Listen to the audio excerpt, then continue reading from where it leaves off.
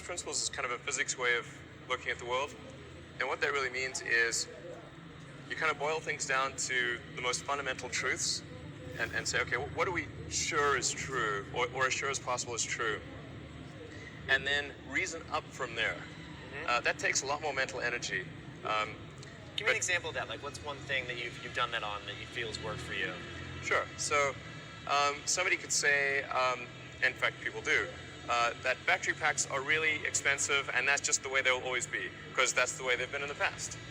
You're like, well, no, that's pretty dumb, because if you applied that reasoning to anything new, then you wouldn't be able to ever get to that new thing. Right. So first principles would be to say, okay, what are the material constituents of the batteries? What is the spot market value of the material constituents? So you can say, okay, it's got cobalt, nickel, aluminum, carbon, and some polymers for separation, and a steel can.